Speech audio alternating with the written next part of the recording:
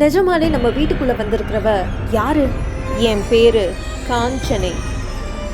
இதென்ன அவளுடைய கால் தரையிலேயே படமாட்டிக்குது. அப்போ அவ என்னை பார்த்து ஒரு பேய் சிரிப்பு சிரிச்சா. என்னங்க, ஏதோ ஒரு கோரமான உருவம் என் கழுத்தை வந்து கடிச்சதுங்க. கதை நயனம் நேயர்களுக்கு வணக்கம். இது புதுமைப்பத்தன் எழுதிய காஞ்சனை சிறுகதை. அது ஒரு எழுத்தாளரோட வீடு. வீட்ல எழுத்தாளரும் அவருடைய மனைவி மட்டும் தனியா வாழ்ந்துட்டு வந்தாங்க. அதுவும் அவருடைய மனைவி 3 மாத கர்ப்பிணி. இப்படி ஒரு வீட்ல ஒரு நிசப்தமான இரவு பொழுது. அப்ப மனைவி நல்லா தூங்கிட்டு இருந்தாங்க. ஆனா எழுத்தாளருக்கு தூக்கமே வரல. சும்மா இப்படி உக்காந்துட்டு இருக்கிறதுக்கு ஏதாவது கதையாச்சும் எழுதலாமே அப்படின்னு எழுந்து மின்விளக்க போட்டாரு. உடனே மனைவியோட முகத்துல ஒரு சலனம் தெரியுது. சரி, நமக்கு தான் தூக்கம் வரல, அவளாச்சும் தூங்கட்டுமே அப்படின்னு நினைச்சு விளக்க அணைச்சிட்டாரு. மறுபடியும் அங்க இருள் சூழ்ந்தது. அந்த இருட்டிலேயே தடவி தடவி நடந்து போய் வெத்தலை பாக்க எடுத்து வாயில போட்டாரு. திடீர்னு குப்புன்னு ஒரு கெட்ட நாத்தம். சீ, என்ன இது பென நாத்தம் வருது? எங்க இருந்து வருது? ஒருவேளை கட்டிலு கீழே ஏதாவது எலிகிளி செத்து கிடக்கா அப்படின்னு விளக்கு ஏத்தி கட்டிலு கீழே குனிஞ்சு பார்த்தாரு. அங்க எதுவுமே இல்ல. தூசினால தும்மல் தான் வந்தது. தும்மல் சத்தத்தினால மனைவி எழுந்துட்டாங்க. என்னங்க, இன்னுமா நீங்க தூங்கல அப்படின்னு மனைவி கேட்க அதை எழுத்தாளர் சுத்தமா கவனிக்கல. ஏன்னா இது வரைக்கும் வந்த துர்நாற்றம் நின்னு இப்போ ஒரு ஊதுவத்தி வாசம் வந்தது. அதுவும் ஏதோ மட்டமான ஊதுவத்தி. உனக்கு இங்க ஏதாவது வாசனை வருதா? ஒண்ணுமில்லையே. ஏதோ லேசா ஊதுவத்தி மாதிரி வாசனை வருது. எங்கேயாவது ஏத்தி இருப்பாங்க.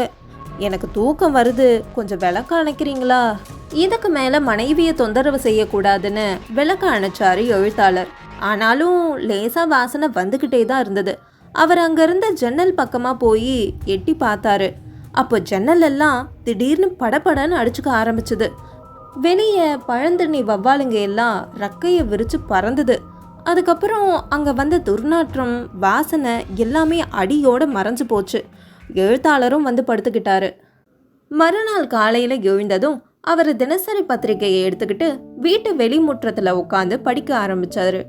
ராத்திரி முழுக்க தூங்காம இவ்வளவு நேரம் கழிச்சு எழுந்தது இல்லாம இப்படி உட்காந்துக்கிட்டா காப்பி என்னத்துக்கு ஆகும் அப்படின்னு கேட்டா மனைவி. இதுக்கு என்ன சொல்றதுன்னு தெரியாம, எல்லாம் உன் சமையலால வந்தவன அப்படின்னு கிண்டலா சொன்னாரு. உங்களுக்கு பொழுது போகாம என்ன குத்த சொல்லணும்னு தோணிட்டா வேற என்னத்தை பத்தி பேச போறீங்க அப்படின்னு இவங்க பேசிக்கிட்டு இருக்கும் பொழுதே, அம்மா, தாயே அப்படின்னு ஒரு பிச்சைக்காரி வந்து வாசல்ல நின்னா. எழுத்தாளர் அதை பார்த்தும் பார்க்காத மாதிரி உட்காந்துக்கிட்டாரு. ஆனா மனைவி, உன் உடம்புல என்ன தெம்பா இல்ல, 4 வீட்டில் வேலை செஞ்சு பொழைச்சா என்ன அப்படின்னு அதட்டி கேட்டாங்க. வேலை கிடைச்சா செய்ய மாட்டேனா? கும்பி கொதிக்குது தாயே, இது வரைக்கும் ஒரு பிடி அரிசி கூட கிடைக்கல, மானத்தை மறைக்க முழந்துணி கொடுமா அப்படின்னு கேட்டா அந்த பிச்சைக்காரி. நான் வேலை தரேன், வீட்டோட இருக்கியா? வயிற்றுக்கு சோறு தருவேன், மானத்துக்கு துணி தருவேன், என்ன சொல்ற அப்படின்னு கேட்டாங்க மனைவி. அதை கேட்டதும் எழுத்தாளருக்கு தூக்கி வாரி போட்டுச்சு. அதுக்குள்ள அந்த பிச்சைக்காரி, அது போதாதம்மா, இந்த காலத்துல இதெல்லாம் யாரு தரா அப்படின்னு சொன்னான். என்னங்க, இவளை 2 நாள் வீட்டோட வச்சு பார்க்கவா? எனக்கு தான் அடிக்கடி இழப்பா வருது. சீ, உனக்கு என்ன பைத்தியமா? யாருன்னே தெரியாத ஒரு பிச்சைக்காரியை யாராவது வேலைக்கு வைப்பாங்களா? உலகத்துல உனக்கு என்ன வேற ஆளா கிடைக்கல அப்படின்னு கோபப்பட்டாரு எழுத்தாளர். அதை கேட்டதும் அந்த பிச்சைக்காரி கழுக்குன்னு சிரிச்சா. அவ சிரிப்பே ஒரு மாதிரி பயங்கரமா இருந்தது. முகத்தை பார்த்தா ஆள் எப்படின்னு தெரியாதா? நீ வாமா உள்ள அப்படின்னு அவளை உள்ள கூட்டிட்டு போனாங்க மனைவி. அந்த பிச்சைக்காரி நடந்து போகும்பொழுதுதான் எழுத்தாளர் ஒரு விசித்திரமான விஷயத்த கவனிச்சாரு. என்னன்னா, அந்த பிச்சைக்காரியோட பாதம் தரையிலேயே படாம அவ நடந்து போய்கிட்டு இருந்தா. அதை பார்த்ததும் அவருக்கு உயிரே போன மாதிரி ஆயிடுச்சு. அதே நேரம் அந்த பிச்சைக்காரி அவரை திரும்பி பார்த்து ஒரு சிரிப்பு சிரிச்சா. உடனே பதறி போய் மனைவியை கூப்பிட்டாரு எழுத்தாளர். இது என்னவோ எனக்கு நல்லதுன்னு தோணல அப்படின்னு சொன்னாரு. ஆனா மனைவி அதெல்லாம் கேட்கற பாடாவே இல்லை. எழுத்தாளருக்கு ஏதோ பெரிய ஆபத்து வரப்போகுதுன்னு மனசெல்லாம் ஒரு மாதிரி படபடன்னு அடிச்சுக்குச்சு. மறுபடியும் அவளோட காலை எட்டி பார்த்தாரு. தரையில தான் அப்ப இருந்துச்சு. இது என்ன மாயமா இருக்கு அப்படின்னு நினைச்சுக்கிட்டாரு. கொஞ்ச நேரம் கழிச்சு அந்த பிச்சைக்காரி குளித்து முடிச்சு அவர் மனைவி கொடுத்த பழைய துணிகளை கட்டிக்கிட்டு வந்தா. இப்ப அவளை பிச்சைக்காரின்னு சொன்னா கூட யாருமே நம்ப மாட்டாங்க. அப்படி இருந்தா அவ சிரிச்சு சிரிச்சு பேசுறதுல நல்ல கெட்டிக்காரியா இருப்பா போல. அடிக்கடி கலகலன்னு சிரிப்பு சத்தம் கேட்டுக்கிட்டே இருந்தது. அவர் மனைவிக்கு அவ விழுந்து விழுந்து வேலை செய்யறத பார்த்தா அவருக்கே பிரமிப்பா இருந்தது. நேரம் அப்படியே கொஞ்சம் கொஞ்சமா நகர்ந்து சாயங்காலம் ஆயிடுச்சு. எழுத்தாளர் ஒரு புத்தகத்தை எடுத்துக்கிட்டு முன்கூடத்துல போய் உட்கார்ந்தாரு. அவங்க 2 பேரும் உள்ள இருக்கிற அறையில ஏதோ பேசிக்கிட்டு இருந்தாங்க. இந்த 2 அறைக்கும் நடுவுல ஒரு நடு கூடம் இருந்தது. அதுல ஒரு நிலை கண்ணாடியும் இருந்தது. அதன் வழியா எழுத்தாளர் உட்கார்ந்த இடத்துல இருந்தே இவங்க 2 பேரையும் பார்த்துக்கிட்டு இருந்தாரு. அப்ப எழுத்தாளரோட மனைவி, நீ தான் எங்கெல்லாமோ போய் சுத்திட்டு வந்திருக்கியே, எனக்கு ஒரு கதை சொல்லேன் அப்படின்னு அவகிட்ட கேட்டாங்க. ஆமா, நான் காசி, ஹரித்வாரம் எல்லா இடத்துக்கும் போயிருக்கேன். அங்க காசியில ஒரு கதை கேட்டேன், உனக்கு சொல்லட்டா அப்படின்னு அந்த பெண் கேட்டா. சொல்லேன், என்ன கதை? 500 வருஷமாச்சான்.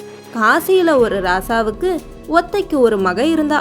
பூலோகத்துல அவளை போல அழகு தேடி பிடிச்சாலும் கிடைக்காதான்.